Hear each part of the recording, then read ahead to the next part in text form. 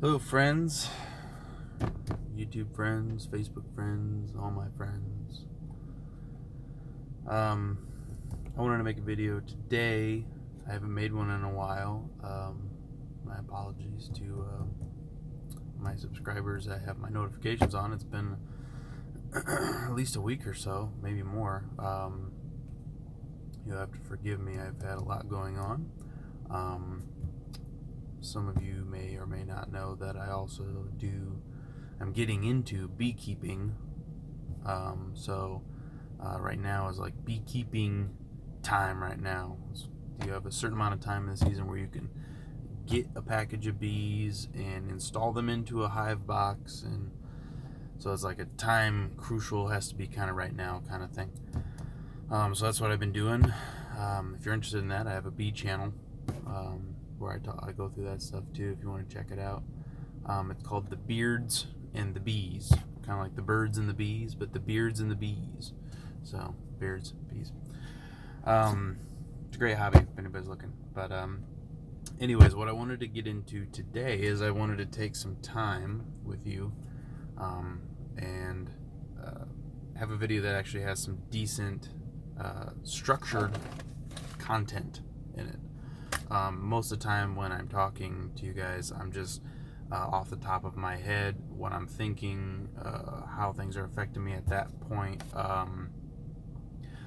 But you know, for you guys, I think it would be best if I actually wrote some stuff down to try to get you guys progress in your anxiety and depersonalization, derealization, depression, all those things. Okay, so these are I don't really like videos that people do the top this or top that, and it's not really the top anything. These are my 7 steps towards getting over anxiety, or even the bulk of anxiety, because I'm sure right now, even though if, say, you had full of hammers and you're trying to hold all these hammers, yes, it would be great for somebody to say, here, drop all these hammers right here, but that's not really practical. A better thing is for somebody like me to come up and say, hey, why don't you let me show you how to carry these hammers, or at least let me take some of these hammers and we can split the load, or I can show you how to carry them to where the load isn't too bad, if that makes sense. So here are the steps that I did when I was in a dark place with anxiety and depersonalization, derealization, and these things help incrementally take me out of depersonalization. Specifically for me was depersonalization, but it'll help for a lot of other things too. And overall, I mean, obviously, if you fix the anxiety, you're gonna help that depersonalization a lot. And you know, usually, you know, they coincide. They're, you know, one and the same. So yeah, step number 1 for me was awareness. Awareness is very important when it comes to anxiety. It's important to be aware of what's going on at a real level, not, you know, what your brain is, you know, going off on these tangents. A lot of times people think, oh, okay, now I'm going to say some things. You don't have these things. I don't have these things. We don't have these things. There's a 99.9% chance that we don't have these things. Brain tumors, heart arrhythmias, cancer of some sort, going crazy. A lot of times people think that they're losing their mind. Schizophrenia. I was nervous that I had schizophrenia for a while. You don't have these things. Most of the time you don't. I mean, we're talking really, really crazy odds if you were to actually have any of these things. You know what I mean? And the other side of the coin is that you have to realize is that for people that do have those things, I mean, obviously the things like brain cancer and stuff like that, those are never good. But things like schizophrenia or you know, multiple personality disorder or whatever it may be, these things are treatable anyway, for the most part, with therapies. And the second thing is, a lot of times people aren't worried about having these things. They just have those things. I try to tell people all the time, because a big thing I hear is, Aaron, I think I'm going crazy. I think I'm losing my mind. And I thought that exact same thought. But what you have to keep in mind is that crazy people don't think that they're crazy. That's what makes them crazy. You see what I'm saying? Like, it's a very fundamental thought there. So the fact that you're even on my channel in general, I think you have some kind of awareness that you have some anxiety. You're having anxiety. You're having these crazy thoughts, racy thoughts, scary thoughts, things that you think about before you go to sleep that scare you, things you think about when you wake up that scare you. You're always constantly thinking about how you're feeling and all the time. And awareness is very, very important to know that, hey, this is what's going on. You don't need to know exactly precise, all the little fine details. You just need to know, hey, this is what's going on. I have anxiety. You need to say it out loud to yourself. I have anxiety. Don't say I have anxiety disorder or I have general anxiety. These are labels that your brain is going to remember that you're putting on it. Okay, just say I'm having anxiety. That's it. We all have anxiety. You just happen to be having more. And for me, and probably you, if your brain is triggering depersonalization and things like that, you may be on a loop of, hey, this is what's going on. This is bad. Hey, look for this. This is bad. Look for this. This is bad. It's important that you say, hey, this is what this is. No, you don't have a tumor. No, your brain's fine. Everything's fine. It's just important to be aware of that, okay? So that's my number one, is be aware, okay? I don't want to go on and on about that. Be aware that it's just that. You're fine otherwise. Second thing is mind space, and it's kind of this on the same terms as the awareness. You need to reframe your brain and how you look at things. Typically, people with anxiety are always looking for the worst possible outcome, like brain tumors, heart arrhythmias, and stuff like that. You need to reframe your brain. You need to find yourself more in the positive light. And now, you've always heard the term, you got to fake it till you make it. Well, it's absolutely true. You have to be more positive. Even if your brain's going, no, I'm afraid of that. Don't worry about that. Just keep saying whatever you say is going to eventually lock on inside of your brain, and then you will believe it. So if you're a positive person, you need to start saying positive things to yourself on a constant basis. You say, hey, look, no, it's fine, I'm good. So yeah, that's important. How you frame things in your brain is everything. It's literally everything, especially if you have depersonalization, derealization. That's literally your brain is reframing how you're thinking things. So you need to say, hey, let me take the reins. I can frame it myself. Okay, so look at things in a positive manner. I know this sounds kind of general right now. Sometimes a general thought is, start with the basics, okay?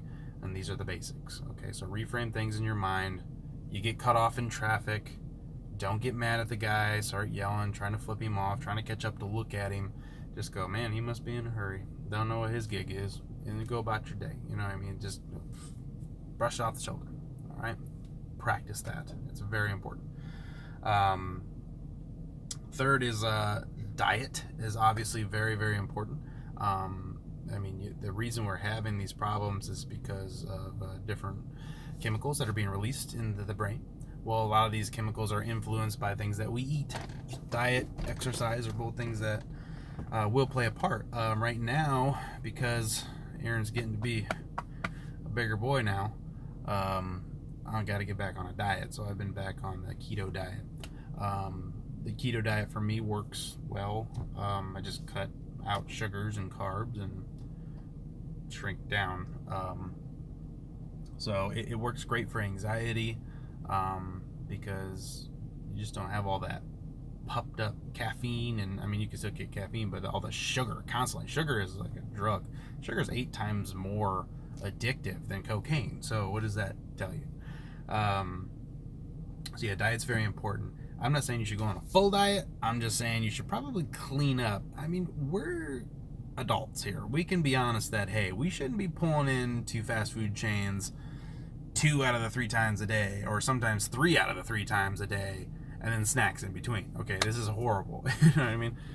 We need to kind of clean that up a little bit. Pack your own lunch, things like that. The cleaner you can make the diet, the cleaner the chemicals that are running through your body, the cleaner they're going to react with the chemicals in your brain. It's all very basic, makes sense stuff. So the better you eat, the better you feel. The better you feel, the better your brain's going to interpret the world. So it's a pretty easy. I'm not going to go crazy into all that because all these subjects that I'm talking, you can go crazy deep into them, and I want to get through them because I don't want to take up too much of your time. So diet's very important. You know how to clean up your diet.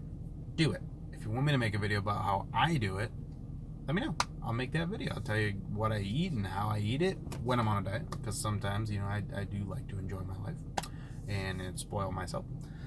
Hence the poundage. All right, so number 3, and this is gonna be weird for you, probably some of you. It depends, but it worked really well for me. I got really into when this was all going on. I was really listening to a lot of motivational people like Les Brown and all those crazy, Tony Robbins type guys. I was just listening to them on loops on YouTube about positivity and how it restructures your brain, blah, blah, blah. Well, a big thing that helped me a lot was to apologize to anybody that you have a weird thing with. Even if you don't talk to them, even if it's something that you think about on a regular basis, like, even if it's once every couple weeks, I don't really like to be in a weird position with that person. Apologize. It sounds weird. I mean, I know I don't want to. Just do it. Just apologize and wholeheartedly apologize. Look, be an adult. Rough up your feathers a little bit. Be an adult and say, hey, look, I am sure they interpret it different than I do. And even if you don't come to common ground with people, say, look, I just want to apologize for the way that I've rubbed you wrong, however that may be. You don't think it's going to be a lot, and so I know a lot of people aren't going to do this, but it is a very big thing. Once you do it, you feel it's like just taking the weight off of your shoulders. You feel so good, and it's amazing, and I highly suggest it. And the second thing, just to kind of piggyback onto that one, is tell people you love them. I know you're like, oh, I tell people I love them all the time. No, not to the extent that you could. There was a point there where I was texting my cousins, which I used to be really close with, but as we get older, we all kind of go our separate directions. But I was texting them, once a week. Hey, I just want you to know that I love you and I care about you. Things like that. Those weird, almost cheesy kind of things. People need to hear that, and you wouldn't believe. I mean, random people that I don't text hardly often. Friends, like, hey man, I just want you to know that you're still my friend, and I really appreciate your friendship. Hope everything's doing good. People come back and you wouldn't believe what that does to people, man. Imagine if you got those texts. How great would that feel? It also feels good to give those texts. A lot of times people come back saying, hey, look, I really needed that today. You're really awesome. Hey, I love you too. So not only are you feeling good by telling somebody you love you, they're going to tell you I love you back a lot of times, and that feels good too. It's just feeling loved is a crazy good thing for your anxiety. Imagine being wrapped up in mama's arms. That's what it's like. It's like comforting. So apologize to people and tell people you love them. Even if you don't talk to them a whole lot, if there's something you care about a lot, just let them know. A random text message at a random time is the greatest thing ever. So just give it a shot. Just trust me, okay? Let's see, I think I'm on number 5 is patience. Patience is very important. I've told you this in a couple other videos. My doctor told me that it takes 9 months for the brain to heal. But just to clarify, it takes 9 months for the brain to heal under the appropriate circumstances. You can't, if you have a cut on your hand, you say, okay, well, typically that'll heal in a couple days. It'll scab over. Well, if every time it starts to scab over, I open it back up, it's not going to heal. And you go, well, it's been a couple days, but I keep scratching it and opening it back up. Well, you're not letting it heal. You need to fix these circumstances of me scratching it to let it heal. Give it time. So, do that. Patience is very, very important. And by doing these steps, you're taking the hand off of the wound and allowing it to heal. Because by not doing these things, you're really combobulating yourself. So be very, very patient. I also would suggest getting into something that will occupy your brain that will help teach you patience. I just real quick, I alluded to the fact that I started growing my beard out when all this was happening, and I started getting into plants, which is weird. I'm not a plant guy. Anybody who knows me is not a plant guy, but both of those things, looking for a beard, and I was like, oh, I'm gonna have a certain length on my beard. It takes patience to do that. It takes patience to get a sapling of a plant at Lowe's and let it grow to a full extent. And by not watering a plant every day or not trimming your beard every day, you have to be patient to watch these things grow. If you overwater a plant, it'll die. If you underwater a plant because you're not paying attention to it, it's going to die. Same thing with your brain. It's the exact same thing. We're all related here. So in the video that I posted before, people were like, what are you talking about? You're insane. I'm not insane. You just didn't let me explain myself. These things will help teach you patience. And there's a lot more of them. Get a new hobby, things like that. Look for something that's going to help teach you patience, because that is really what you need. Okay? Patience is worth its weight in gold. After that, distractions actually, a lot of people say don't do distraction. I say distraction has its place. Everything has balance. Everything needs balance. Distraction is part of that balance. You need to, one, not overdo it. Don't be on your phone constantly, which is something I need to work on. But yeah, don't be on your phone constantly. Don't be video gaming constantly. Don't be doing everything constantly that is a distraction for you. You need to get yourself in the real world, and you need to be in this unsecure environment sometimes to push yourself. So it's not a good idea to be distracted all the time, but if you feel yourself getting overwhelmed, or you're like, hey, look, I'm having a bad day, today is just not my day, and you can tell it's going to be one of those bad days, get a distraction. Do something distracted, but do something that's, if you can, do something that's constructive, or engaging with people, because I'm sure, as you know, a lot of times, once you start engaging with people, like at a party or whatever, your anxiety seems to fade, because you're not really paying attention to what's going on with your anxiety. You're paying attention to the conversation, or what you're doing, or what you're doing with somebody, you know what I mean? So so just learn good positive distractions, or just minimize some of the less positive distractions, like gaming and stuff like that. Not that they don't have a place, because I love me some Red Dead Redemption 2. So yeah, distractions are good sometimes. And let's see, what else do I got here?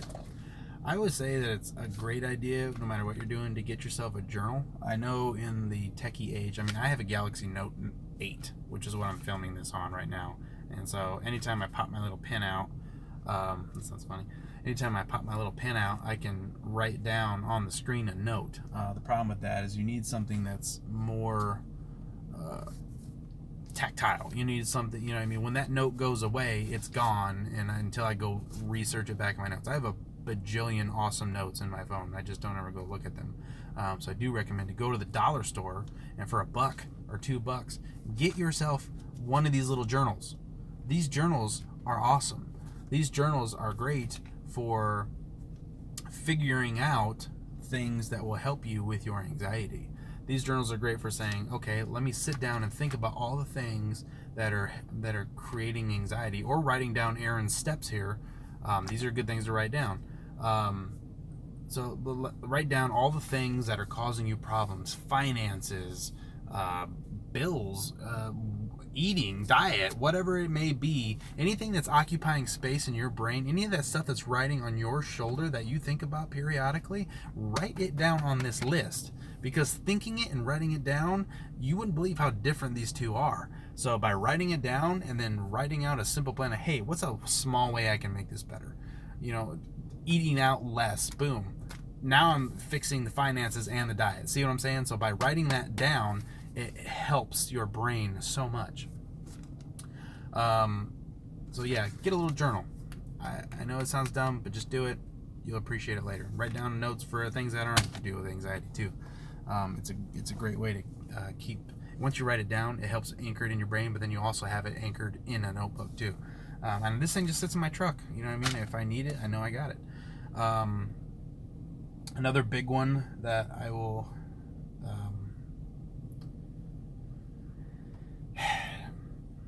this helps a lot. it's gonna sound kind of weird. You're gonna feel weird doing it, but I'm gonna wrap up this video by saying that you need to take blame for what happened, whether that's blame that. And not all the time do people put themselves in this situation, but a lot of times people put themselves in a situation to put themselves in the situation, if that makes sense.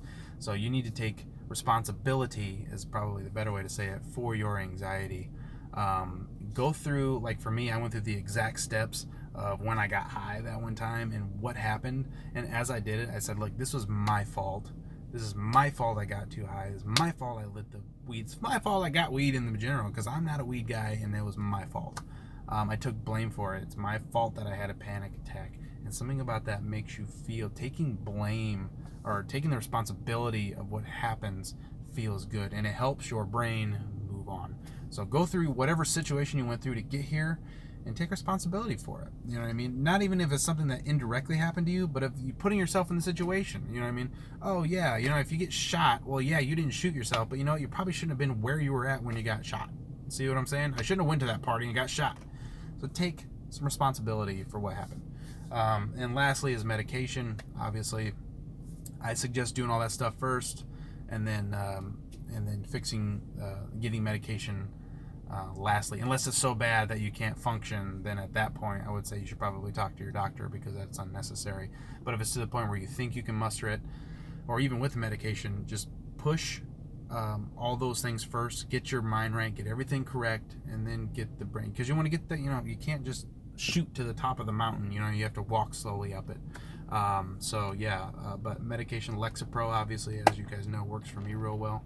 Lexapro may not work for you. Could be Zoloft, could be Celexa, could be any of that stuff. So so if you guys have any comments or insults or whatever, just let me know. I would love to help you out as best I can. Please share this video, or at least please like the video to help we can reach as many people as we can, to help as many people as we can.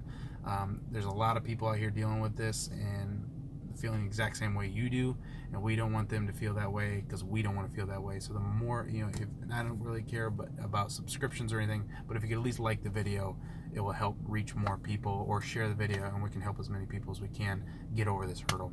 All right, guys, you guys are wonderful. I love the comments. Just keep them coming. Have a great day. You got this. Put these things into effect. You got it. All right, take it easy, guys.